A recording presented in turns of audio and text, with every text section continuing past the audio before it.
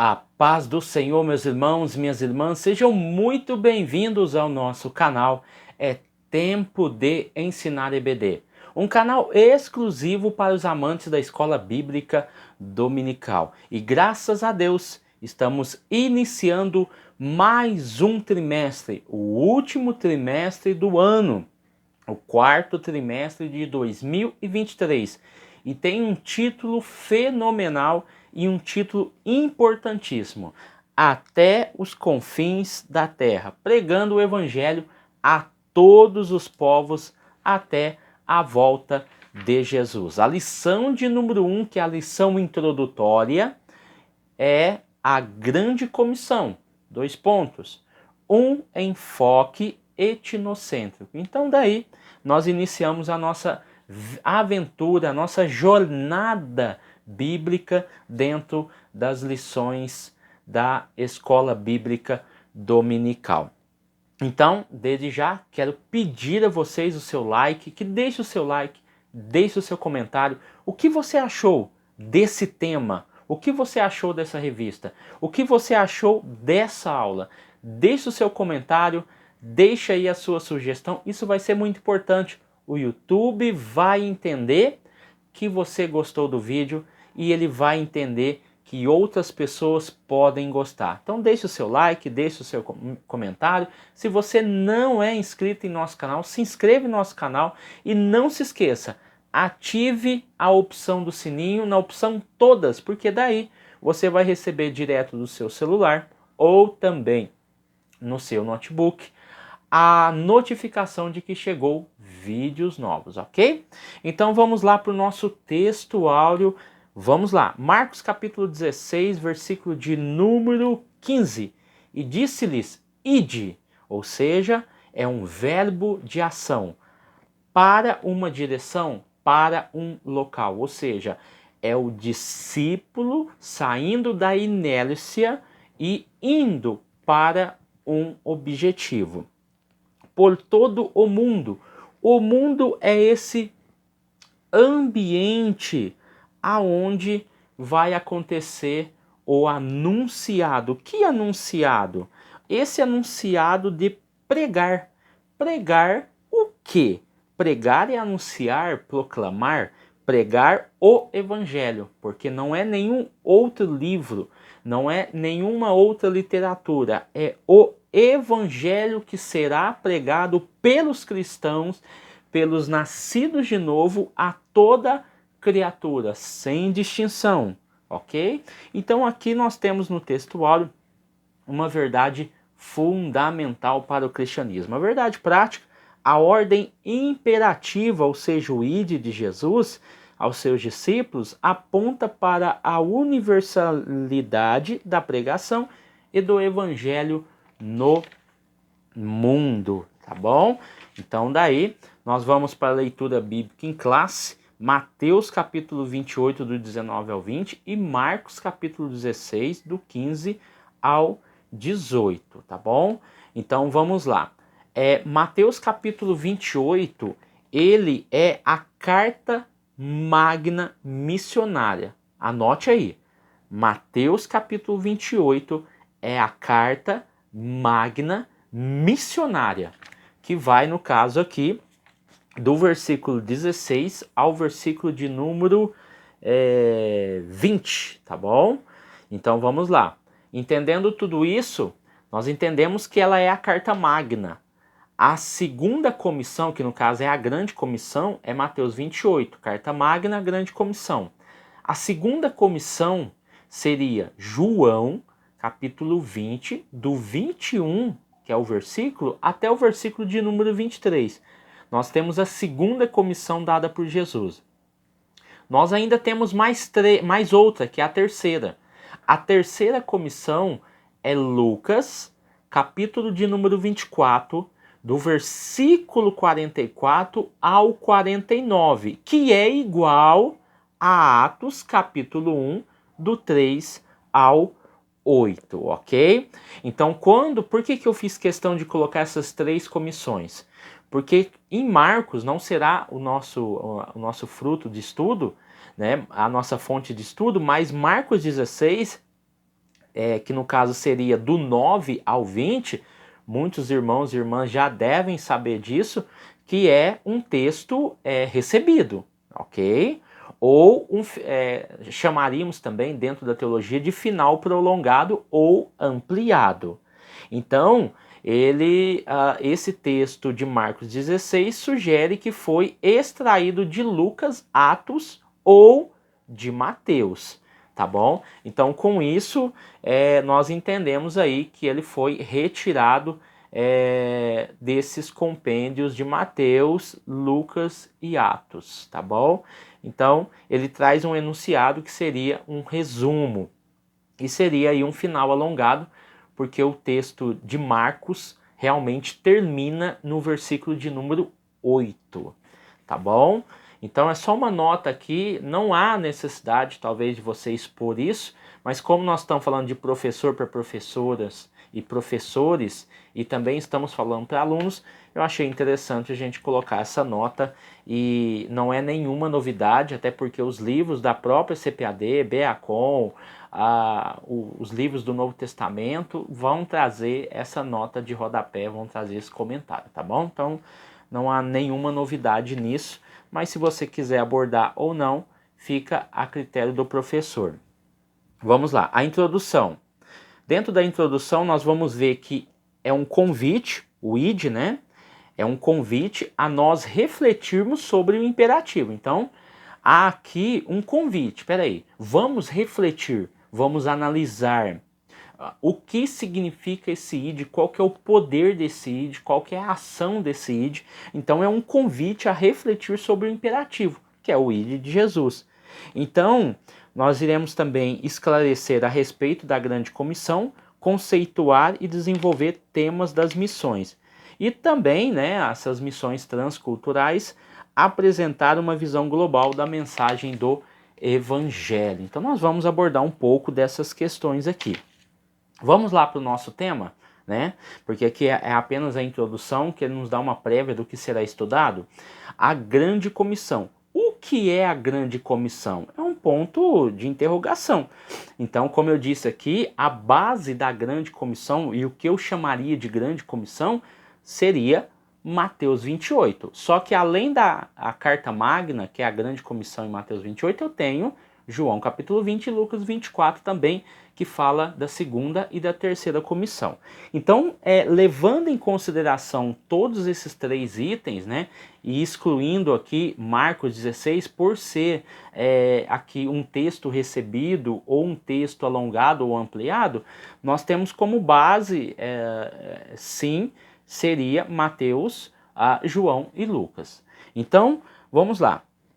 Esse mandamento tem rastros no Antigo Testamento, né? Ele usou aqui Isaías 45, versículo de número 22, que vai dizer o seguinte: povos do mundo inteiro, voltem para mim, e eu os salvarei, pois eu sou Deus e não há nenhum outro. Então nós temos uma mensagem clara de salvação, nós temos uma mensagem de boas novas, o próprio Deus proclamando através da boca de Isaías que o povo, o mundo inteiro voltem-se para ele, porque ele tem salvação para oferecer. Ele também usa Mateus capítulo 9, versículo 37 e 38, tá? Aonde nós vemos a questão dos trabalhadores e a seara, né? Aonde algo agravante está acontecendo. Jesus vai olhar para a seara e vai dizer: os trabalhadores são poucos, mas a colheita é abundante. Então aqui colheita seria seara, né? Então você vai ver que os trabalhadores são poucos, mas a colheita ela é muita. Tem muita colheita para fazer. A seara é grande, mas são poucos os ceifeiros. Então, entendendo essa questão, você vai ver que há um déficit, há uma problemática aqui. Nós temos poucos trabalhadores para uma tão grande colheita, e essa colheita deve ser feita. Vamos lá. Há uma ordem pós-ressurreição de Jesus Cristo dada aos seus discípulos, né? Que no caso aqui nós temos alguns viés importantes. Quais são esses viés? A ordem pós-ressurreição seria o ato de ensinar, o ato de batizar, é um apanhado geral das questões envolvidas no Novo Testamento, né, na pregação do Evangelho. Então eu tenho a questão do ensinar, a questão do batizar, a questão do guardar, a questão do recebimento do Espírito Santo, a questão do batismo nas águas e a questão do perdão dos pecados. Então nós vamos ver todos esses itens acrescentados no Evangelho. Ele tem esses itens que são importantíssimos para o crescimento, o nascimento, desenvolvimento e crescimento tanto da obra quanto do indivíduo que ouviu a mensagem e o aceitou. James Hudson Taylor, missionário inglês na China por 51 anos, disse: a grande comissão não é uma opção a ser considerada, é um mandamento a ser obedecido, tá bom? Então não é uma opção, é um mandamento a ser obedecido. Isso correlacionado à grande comissão, tá bom? Então vamos lá. Subtópico de número 2 vai falar sobre a questão cultural. Não devemos desprezar a cultura de um povo a quem pretendemos evangelizar, nem impingir-lhe a nossa. Entretanto, a cultura de um povo deve ser avaliada e provada pelas escrituras, né? Então você vai ver, se você pega aqui 1 Coríntios 1 e 2, ao resumo dele seria: aos santificados em Cristo Jesus e convocados para serem santos. Então existe uma linha que define, que separa a cultura e também o cristianismo. Existe uma linha. Essa linha entre um e outro se chama santidade. Então a cultura, sim, ela deve ser respeitada, mas ela deve ser posto à prova dentro da ética cristã. Será que aquilo que está sendo praticado está sendo de acordo com os valores divinos de respeito, de dignidade do ser humano e também de honrarias ao Deus Criador? Então, é uma questão ampla, é uma questão complexa falar de evangelismo transcultural, mas o viés para se entender se uma cultura ela está de acordo com os parâmetros do quê? Parâmetros da sociedade, porque nos parâmetros da sociedade existem conceitos que são aceitáveis, mas para a Bíblia são condenáveis. Então esses parâmetros devem ser colocados à prova para saber e entender se a Bíblia dá alvará para determinadas ações ou não. Então a Bíblia é a regra de fé.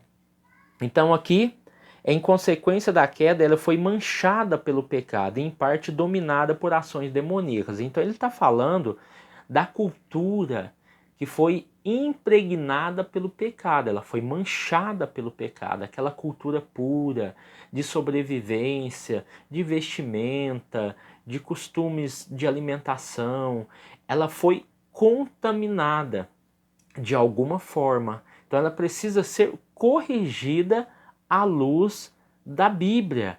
Algumas coisas devem ser deixadas de ser praticadas, porque para a Bíblia, para o Senhor, não tem um valor significativo naquela questão. E isso envolve tudo. A nossa forma de vestir, a nossa forma de falar, a nossa forma de comer, o que comemos, enfim, uma série de questões que podem ser subjugadas pela Bíblia, ok?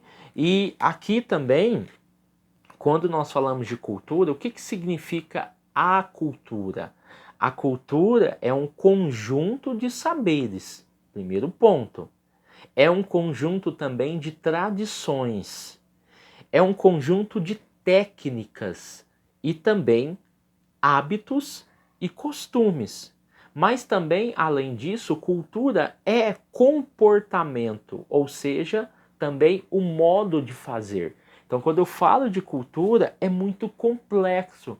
É por isso que o autor fala que tem que colocar todos esses itens à luz da Bíblia. Não é por força, não é por violência, não é matando pelo nome de Deus, como na antiguidade fizeram. Não é isso, ok?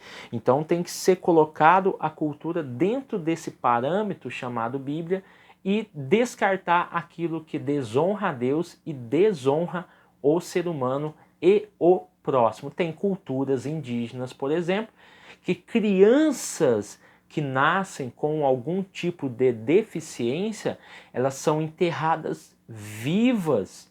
E para a sociedade em si faz parte da cultura. E o índio, nesse caso, ele não é condenado. Mas se ele passa pelo crivo da Bíblia, ele convertido, ele começa a entender que a vida ela é primordial, ela é valorosa para Deus. Ela tem um significado grande. Então, aquele ato que ele está fazendo contraria a ordem divina da vida, ok? Então, quem tira e quem dá a vida é o próprio Deus. Então, é só um exemplo de algumas tribos que fazem isso, para você ver que isso pode ser julgado pela Bíblia, tá bom?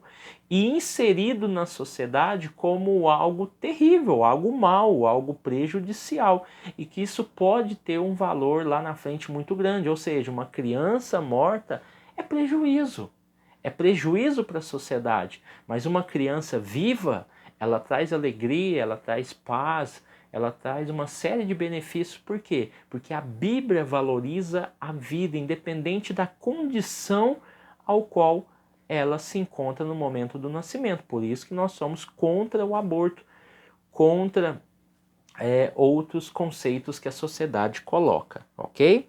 Então vamos lá. A ordem de fazer discípulos em todas as nações. A palavra nação é a tradução do termo etnos, que se refere a grupos étnicos, né?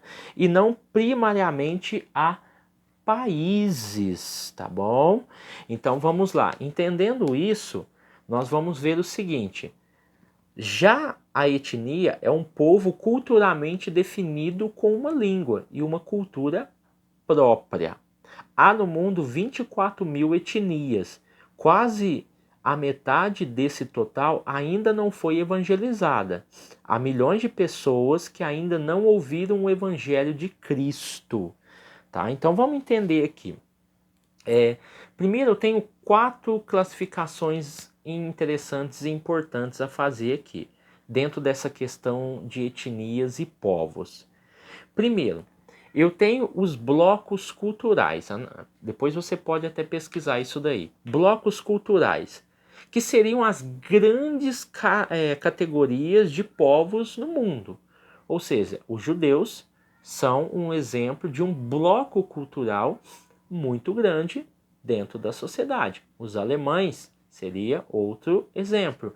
Os brasileiros, os portugueses, enfim, todos eles são grandes povos, tá bom? Então são considerados blocos culturais. O outro seriam povos etnolinguísticos, ou seja, o que é isso? É um conglomerado de vários povos. Então, por exemplo, quando você pega a África, você tem ali no continente africano não um só povo, como você vê, por exemplo, no Brasil, que por mais que o Brasil seja imenso em termos territoriais, ele fala a mesma língua, é um mesmo povo com diferenças raciais.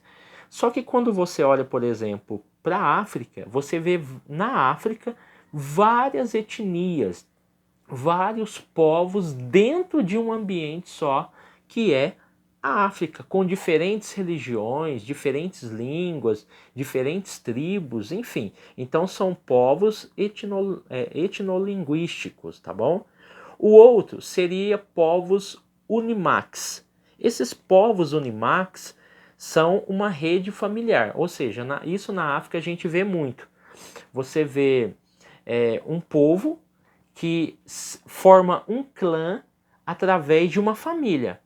E geralmente esse clã ele tem uma língua, ele fala um dialeto, e o outro clã formado por determinada família fala talvez outro dialeto. Então esses povos são Unimax. É uma rede familiar que forma uma estrutura social dentro de um território.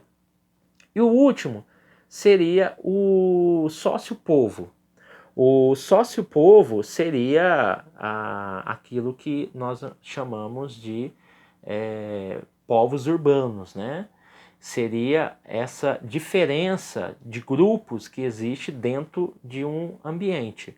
Ou seja, os skatistas seria, por exemplo, um povo que está dentro de uma sociedade, de uma estrutura.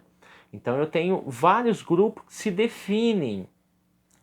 definem dentro daquela sociedade. E geralmente essas sociedades são urbanas. Dentro dessa questão da ordem de fazer discípulos em todas as nações, ele fala aqui da dificuldade. Eu pesquisei algo que eu já tinha ouvido, mas ainda não tinha estudado, sobre a questão da Coca-Cola e o nome Jesus, né? Uma vez, muito tempo atrás, eu tinha ouvido e eu dei uma pesquisada e realmente esse dado existe. Concernente à questão do evangelho, há milhões de pessoas que ainda não ouviram o evangelho. Interessante que a Folha Gospel, no dia 4/4/2013, fez uma matéria falando sobre a empresa de consultoria Intelbrand. Ela fez uma pesquisa e mostrou que o nome ou o logotipo da Coca-Cola é reconhecido por 94% da população mundial. Isso porque ela foi criada em 1886. Apenas 54% da população identificam a cruz, não é porque não é que é crentes ou evangélicos ou, enfim, é a questão da identificação. Apenas 54% da população identificam a cruz como símbolo do cristianismo. Aí então nós temos um grande problema aí, né? Então o sucesso da Coca-Cola são inovação, marketing e globalização, o processo de globalização, que é político, econômico, social, enfim, cultural. Hoje estima-se que 3,6 bilhões de pessoas não teve a oportunidade de ouvir e compreender o evangelho. Então, além da questão de ouvir, nós entramos na dificuldade de compreender. Ou seja, como é que eu vou compreender? Através da minha língua, através do meu dialeto. Então, a identificação da cruz, ela só é reconhecida por 54% da população que identifica a cruz como um símbolo do cristianismo. Então esse dado ele existe e ele é preocupante porque nos mostra uma deficiência e um problema a ser resolvido pela Igreja do Senhor Jesus. E esse é o nosso papel. Então, depois eu vou falar um pouco mais sobre essa questão. Então vamos lá. Então, essa questão aqui, ó, a eficácia e os objetivos da grande comissão, subtópico de número 4. Para ser eficaz e cumprir os seus objetivos, a grande comissão deve ser executada por pessoas cheias do poder do Espírito Santo. Então, ele usou três verbos, né? Que é convencer, regenerar e capacitar. Quem convence o homem do pecado e da justiça e do juízo é o Espírito Santo. Quem regenera o homem é o Espírito Santo. Quem capacita o homem é o Espírito Santo. Então, o nosso papel justamente é vencer essas questões políticas, as leis, as questões sociais, culturais, intelectuais, de tradição, enfim, para que o Espírito Santo, através da palavra, do evangelho pregado, possa atuar na vida dessas pessoas. Eu sei que o Espírito Santo não está limitado a nós, ou que nós somos a barreira do Espírito Santo para que o evangelho chegue a determinado local. Isso não é regra, isso não é regra, nós não podemos usar isso como regra. Se nós não formos lá, o Espírito Santo não vai. Pelo contrário, há provas, e você já deve ter ouvido, de pessoas que ouviram a voz de Jesus, viram um homem branco, viram tal coisa em países que o cristianismo ainda não chegou.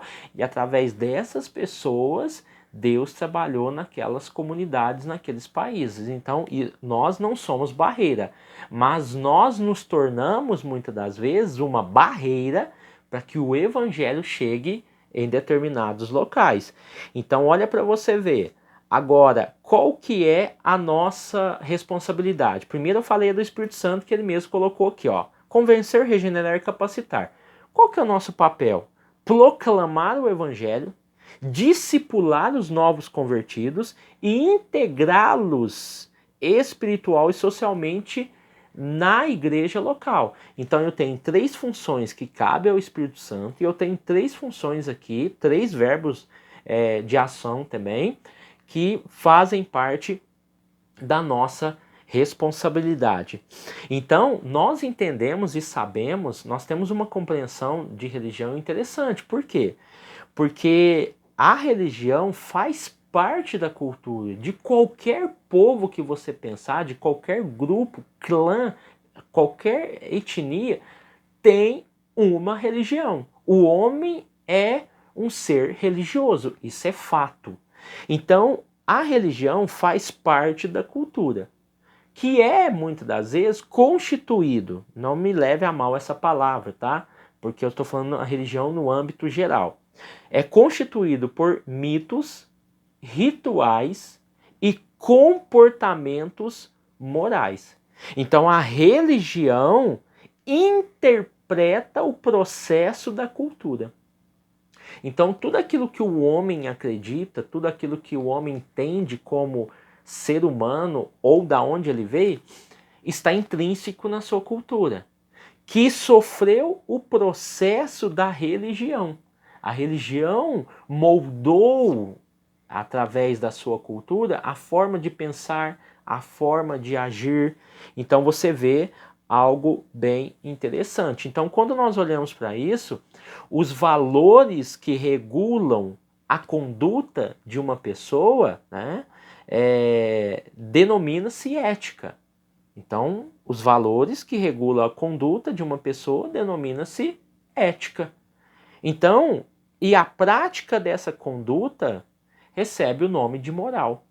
Então, olha para você ver que interessante. A moral, nós estamos falando de costumes, hábitos e tradições.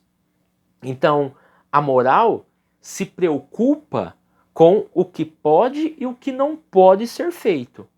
É particular e varia, sofre variações com o tempo. A ética, ela é universal. Trata sobre o que leva a sociedade a considerar algo. É por isso que dentro da teologia, o que nós usamos? Qual que é uma das matérias?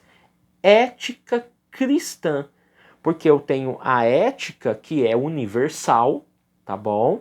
E ela leva em consideração e analisa o que leva tal sociedade a considerar algo. Por exemplo, eu não posso, a sociedade tal não faz determinadas coisas. Por quê?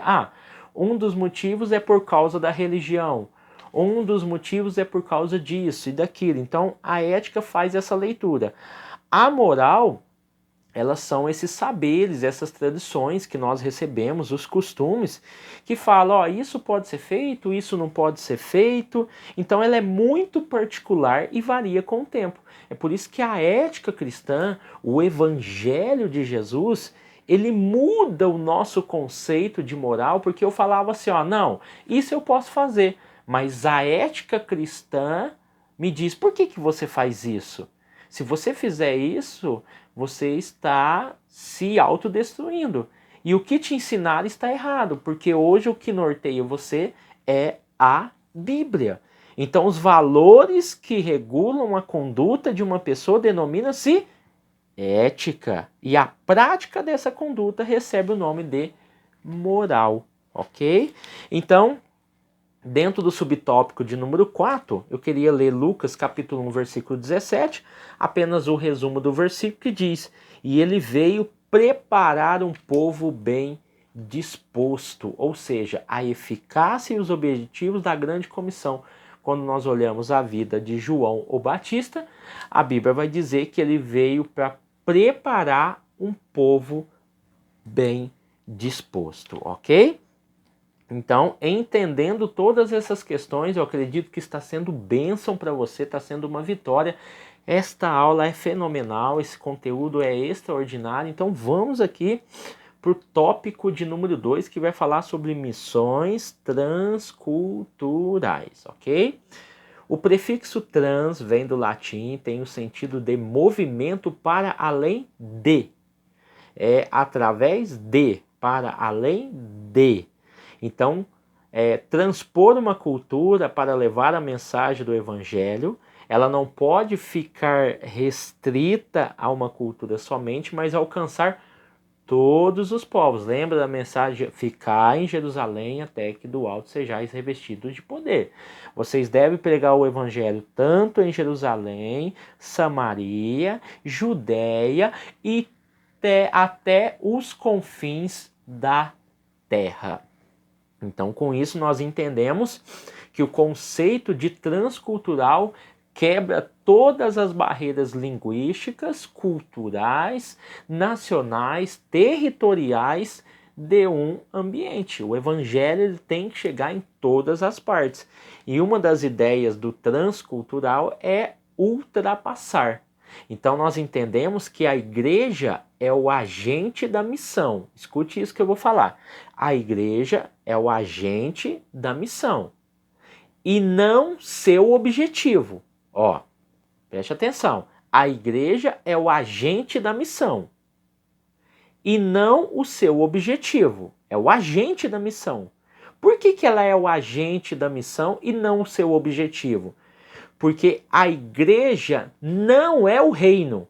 A igreja não é o reino, mas uma comunidade do reino. Então, a igreja que não é missionária é em si contradição. A igreja que não é missionária é em si contradição. Não existe uma igreja que não tenha o conceito de missão. Porque missão nasce no coração de Deus, como muitos dizem aí. E isso é uma verdade. Tanto é que quando nós olhamos o auxílio missiológico, olha o que o autor vai falar, ó.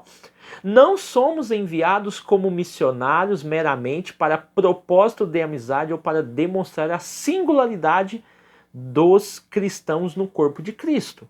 Somos enviados principalmente para compartilhar com o mundo os grandes benefícios do cristianismo e não os grandes benefícios da Assembleia de Deus, ou os grandes benefícios da Deus é Amor, ou Cristã no Brasil, ou Presbiteriana. O que nós estamos compartilhando é os benefícios do cristianismo.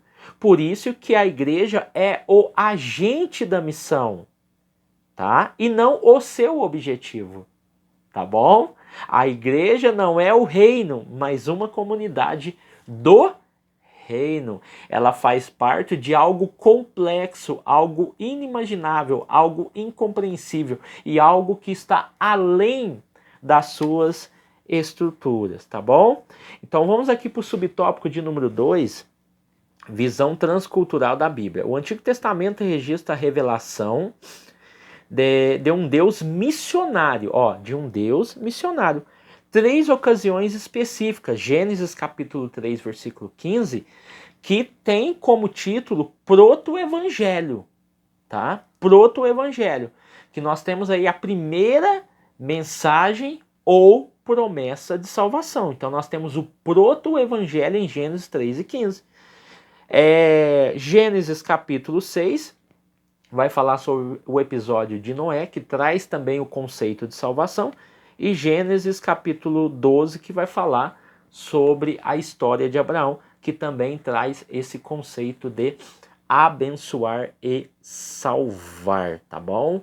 Então, olha para você ver, missão transcultural, porque nós estamos falando de visão transcultural da Bíblia. Missão transcultural é quando o povo de Deus se juntar à missão de Deus. É fantástico isso. Quando nós falamos de missão e tocamos nessa questão, missão transcultural é quando o povo de Deus, independente da religião, se juntar à missão de Deus. Porque quem começou a missão foi o próprio Deus, que está lá no Proto-Evangelho 3:15, que é a promessa de salvação. Então não é a igreja faz parte da missão. Como eu disse aqui, a igreja é o agente da missão, é o instrumento dessa missão de Deus. Tá bom? Então vamos lá. Aqui, Deus não escolheu outra instituição, por mais poderosa financeiramente que seja, para esse empreendimento. Ele escolheu a sua igreja, estabelecendo-a na terra com a missão de expandir seu reino para todas as nações. Olha para você ver os detalhes. Não é para espalhar a igreja A, B ou C. Não. É para expandir o seu reino. O reino de Deus. Ok? Que isso fique bem claro. Por isso ele usou Saulo, Atos capítulo 9. E você vai ver aqui em Atos capítulo 16, versículo 5. Olha que interessante. Aqui a Bíblia vai dizer que as igrejas nasciam na fé e cresciam em número. Então não é pecado igreja grande. Ou falar assim, mas cresceu lá é só em número. Não. Ela nasceu em fé e cresceu em número. Isso é fato. Atos 16, versículo 5. Olha o comentário do autor de novo. O desafio de um cristão é ser um missionário, um enviado, comissionado pelo Espírito Santo, através da igreja. Olha a igreja ficando em segundo plano. Olha a igreja ficando em segundo plano, porque ela é o agente. Ela é o agente que entra em cena para espalhar e ampliar, expandir o reino de Deus. Então, olha para você ver, o desafio de um cristão é ser um missionário enviado, comissionado por quem? Pela igreja? Não. Pelo Espírito Santo através da igreja. É o Espírito Santo que separa. Separai para mim Barnabé e Saulo. É o Espírito Santo. Então não é eu que quero, eu me preparo. Mas o chamado vem de Deus. Eu posso me preparar, fazer o que for. Se eu for enviado sem o chamado do Espírito Santo, a chance de dar errado é grande. Então que tenhamos essa certeza do nosso chamado para uma obra missionária, seja em que lugar que for, mas que tenha o chamado do Espírito Santo. E o aval da igreja, a ajuda da igreja, e pelo intermédio da igreja, esse missionário vai alcançar grandes vitórias. Vamos lá. Subtópico de número 3, barreiras nas missões transculturais, tá bom? Dentro dessa questão, há barreiras complexas para a evangelização do mundo e a igreja precisa conhecê-las, preparar-se para realizar a sua tarefa missional. Olha para você ver 3 palavrinhas importantes: conhecê-la, preparar e realizar. O quê? Porque eu tenho vários tipos de barreiras. O autor mesmo já deixou bem claro.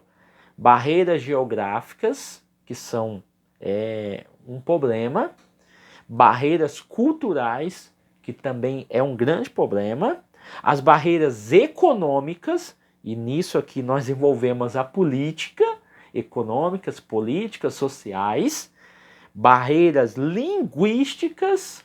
Grandes homens de Deus tiveram grandes desafios por causa da barreira linguística e barreiras religiosas. Então, as barreiras, elas são vencidas em equipe. Não tem como você ser um missionário solitário. É necessário um corpo, uma equipe que esteja com você, ou atrás de você, ou adiante de você. Paulo deixou muito bem claro, 1 Coríntios 3:6. Eu plantei, mas foi Apolo que regou. Mas no final de tudo, foi Deus que deu o crescimento. A honra é para ele, a glória é para ele. Eu fiz a minha parte, o outro fez a parte dele, mas quem deu o crescimento foi Deus. Dentro dessa barreira, eu queria destacar algumas questões também que podem ser levadas em consideração concernente à barreira. O autor explicou muito bem essa questão das barreiras. Mas se você for a fundo na questão da barreira, o que você pode encontrar no ser humano como barreira? Primeiro, pobreza, miséria, fome,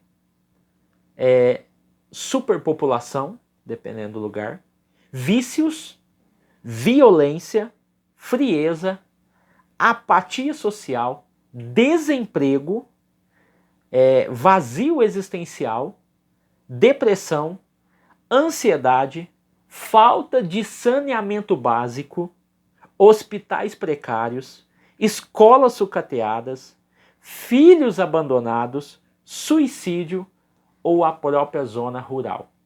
Então você vê que, além desses daqui que o autor colocou, existem problemas que às vezes são particulares e individuais, que podem ser uma grande barreira, e que isso não engloba somente o indivíduo, mas na sua coletividade. Como eu disse aqui, a falta de saneamento básico é um dificultador para a propagação do evangelho. Já parou para analisar isso?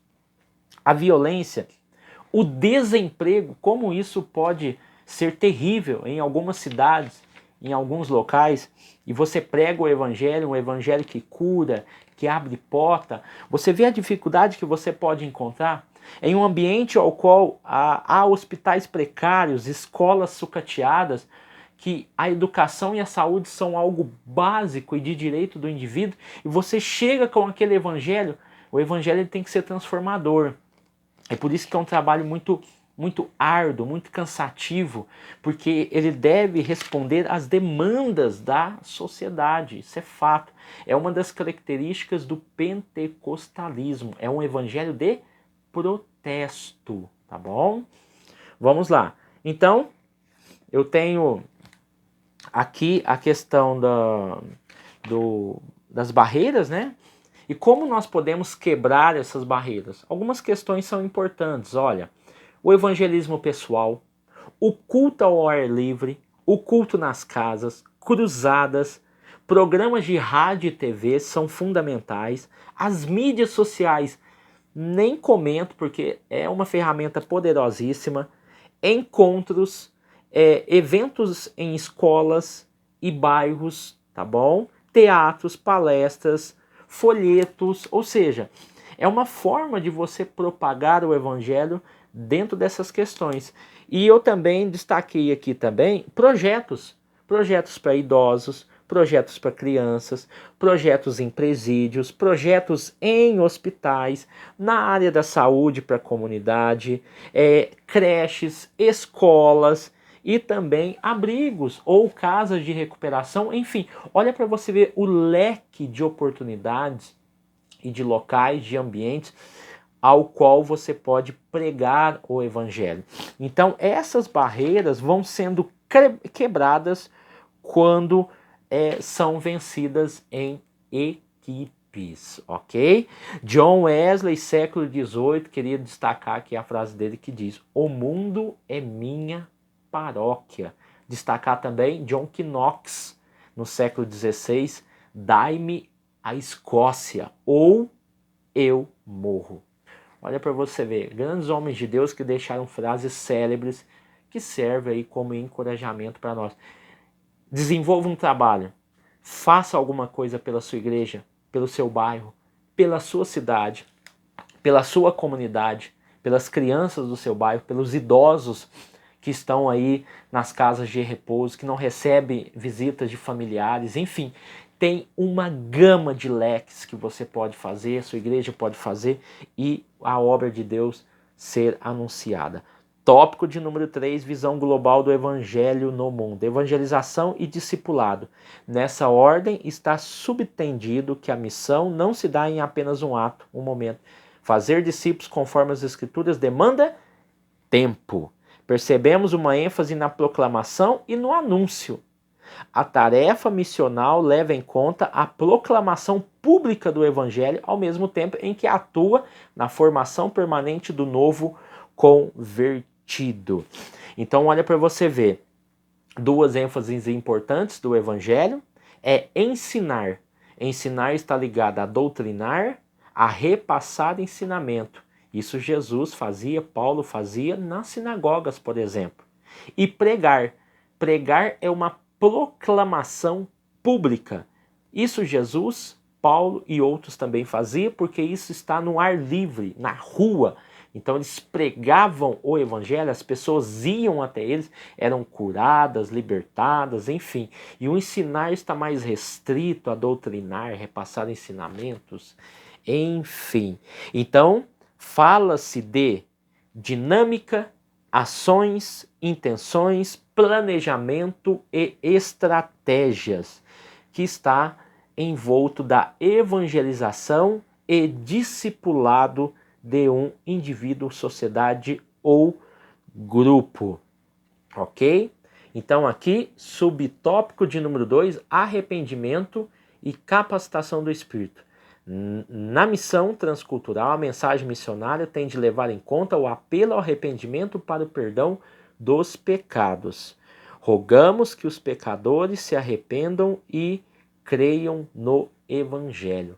Essa mensagem, ela deve ser clara e objetiva. Quando você vai evangelizar, vai fazer um trabalho em qualquer lugar, seja no hospital, casa de recuperação, casa de repouso, enfim, não importa o lugar, ela tem que ser clara e objetiva, sem linguagem difícil, sem muita teologia, mas com os itens importantes da teologia cristã, tais como Deus, Jesus, Espírito Santo, pecado, o mal, o arrependimento e a conversão. São itens que não podem ser extintos da sua mensagem, da sua proclamação, da sua boa nova. Evangelho é boa notícia. Então você deve levar dentro dessa mensagem itens como esse, não podem faltar no seu vocabulário, ok? Então vamos lá, eu queria ler aqui só para encerrar Lucas 1:17, para você ver que importante, que interessante. E ele será mandado por Deus como mensageiro. Está falando aqui de quem? Está falando, vamos lá, ó. Ele será mandado por Deus como mensageiro. É Deus quem vai enviar como mensageiro. Será forte e poderoso, como o profeta Elias. Ele fará com que pais e filhos fazem as pazes e os desobedientes voltem a andar no caminho direito e conseguirá preparar o povo de Israel para a vinda do Senhor. Aqui está falando de João Batista e veio preparar, algumas traduções vai dizer, e veio preparar um povo bem disposto. Um povo que vai ouvir a mensagem do Evangelho. Por isso que Paulo fala, eu plantei, Apolo regou, mas quem deu o crescimento foi Deus. Outro versículo que nós lemos aqui foi Atos 16:5, que fala que a igreja nascia na fé e crescia em número. Então, entendemos que o nosso papel é importantíssimo para a obra de Deus. Não sejamos impedimento para que a obra de Deus chegue em lugares aonde Deus quer que chegue, mas entendendo que a obra de Deus não vai deixar de chegar porque eu e você não quer clamar. A quem enviarei e quem há de ir por nós? Essa é uma mensagem de Isaías que também fala ao nosso coração. Amém? Deus abençoe você, sua casa e sua família. Fique com Deus e até a próxima aula, em nome de Jesus.